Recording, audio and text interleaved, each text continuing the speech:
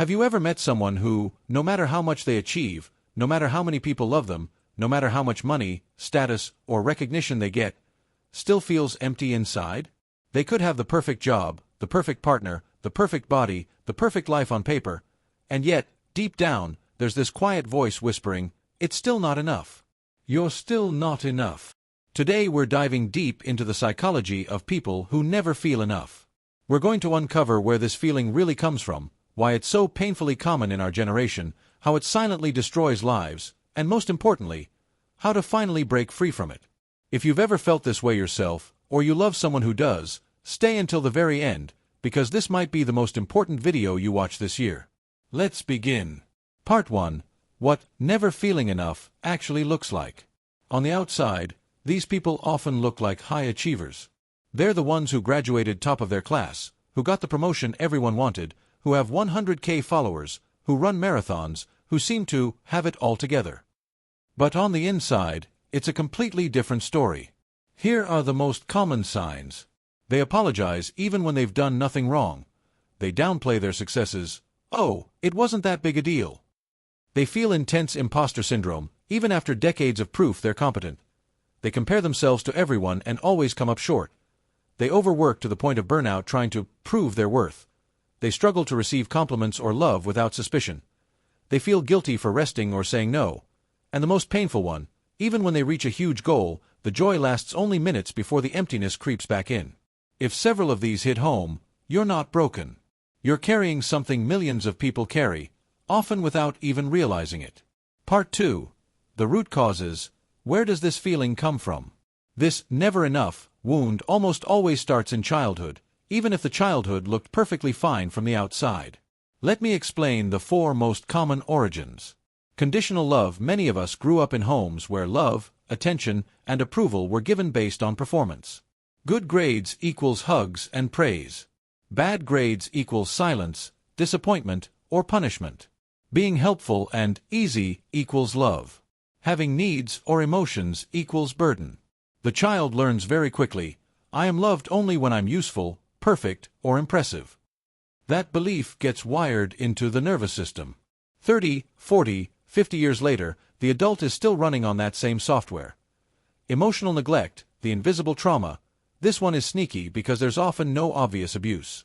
The parents provided food, shelter, education, but they were emotionally absent. They didn't celebrate the child's feelings. They didn't mirror joy or soothe pain. The child learns, "My inner world doesn't matter. My feelings are too much. I have to handle everything alone." That child grows into an adult who feels fundamentally unlovable at their core.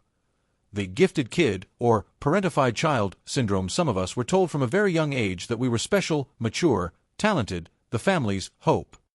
We became the therapist, the caretaker, the straight-A student who made the family look good. Our role was to achieve and reflect well on others. When your entire identity is built on being the smart one or the responsible one, being average feels like death, because average equals invisible equals worthless. Modern culture's toxic recipe for never feeling enough, even if you had a healthy childhood, which is rare these days. We now live in a world specifically designed to make us feel inadequate. Social media shows us everyone's highlight reel 24/7. Capitalism sells us the lie that happiness is just one more purchase, course, gadget, or body transformation away. Dating apps turn love into a marketplace of comparison. We are bombarded with messages that we are one productivity hack, one diet, one certification away from finally being worthy. The combination of childhood wounds plus modern culture is lethal. It creates a perfect storm where no achievement ever fills the hole. Part 3. The science. What's actually happening in the brain? Neuropsychologically, chronic not-enoughness is closely tied to an overactive default mode network and a dysregulated dopamine system.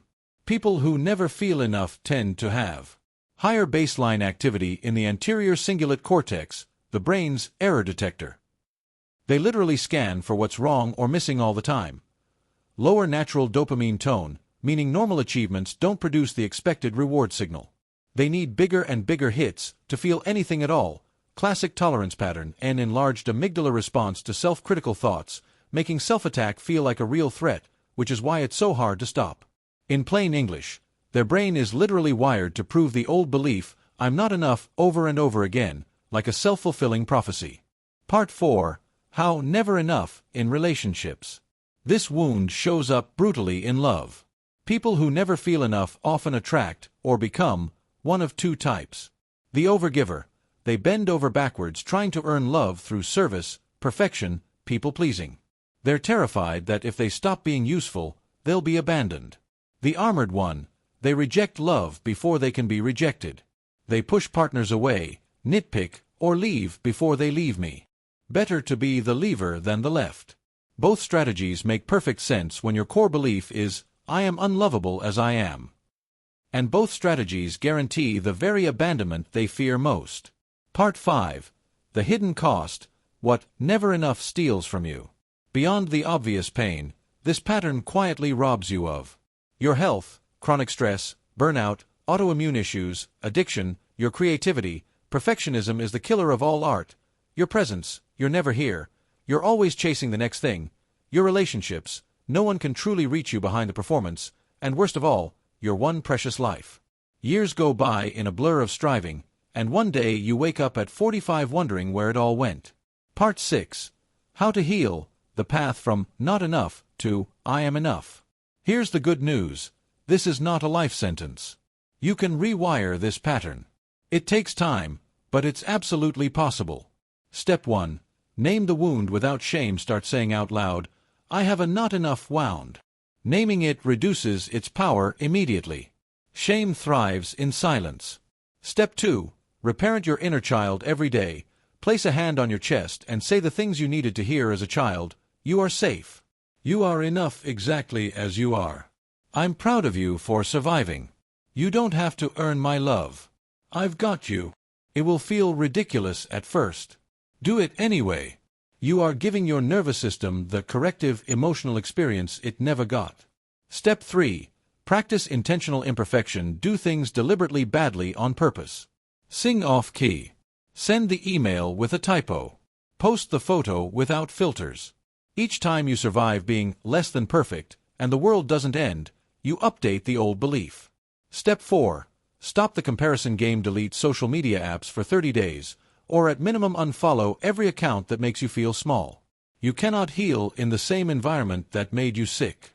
Step 5. Redefine success as self-loyalty. Ask yourself every day, if no one ever knew about this, would I still do it? Start choosing the answer, yes, more often. That's how you build intrinsic worth. Step 6. Learn to receive. This one is huge. Practice letting people help you, compliment you, love you, without deflecting or paying it back immediately. Receiving is the antidote to, I have to earn everything. Step 7. Grief work. Feeling not enough often protects us from grieving what we never got. Allow yourself to feel the anger, the sadness, the rage at not being unconditionally loved as a child. Cry the tears you weren't allowed to cry back then. The emptiness starts to fill when the grief finally moves through. Step 8. Surround yourself with enoughness mirrors. Find friends, a therapist, a coach, a community that reflects back, you are inherently worthy. You literally borrow their regulated nervous systems until yours catches up. Closing, a new story. Imagine waking up one day and the first thought isn't, what do I need to prove today? But instead a quiet, warm feeling of, I'm here. That's already enough. That day is not a fantasy. It's a destination thousands of people have already reached, including many who thought they never would. You are not behind. You are not too broken. You are not the exception to healing. The fact that you feel the pain so deeply proves you have a heart that's still alive and longing for real love, starting with your own. So today, try one small act of self-kindness. One moment of rest without guilt. One honest feeling without apology. One breath where you let yourself just be.